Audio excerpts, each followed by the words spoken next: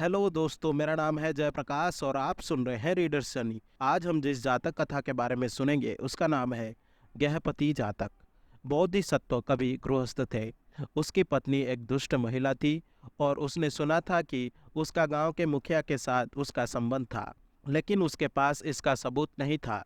कुछ समय पहले भारी बारिश से अधिकांश लोग का अनाज बह गया था और गांव में अकाल पड़ गया था।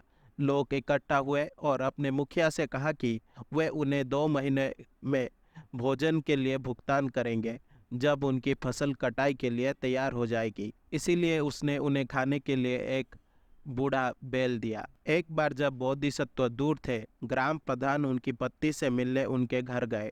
जब बोधिसत्व शहर लौटा तो मुखिया अभी भी वहीं था और उसकी पत्नी ने उसे आते हुए देखा।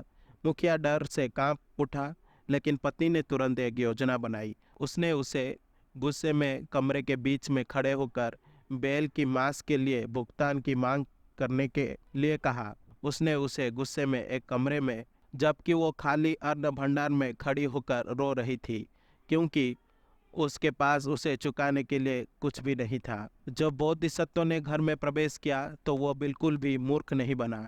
उसने मुखिया से कहा कि अभी आधा महीना भी नहीं बीता है जब उसने उन्हें पैसे चुकाने के लिए 2 महीने का समय दिया था, इसीलिए उसके पास पूछने का कोई कारण नहीं था।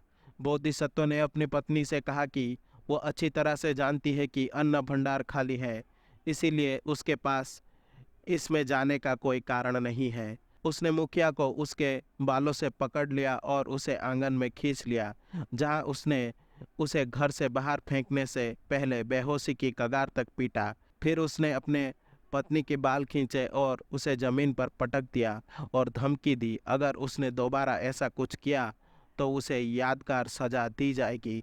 उस दिन के बाद से मुखिया बोधिसत्व के घर से दूर रहने लगा और पत्नी ने फिर कभी दुर्व्यवहार नहीं किया।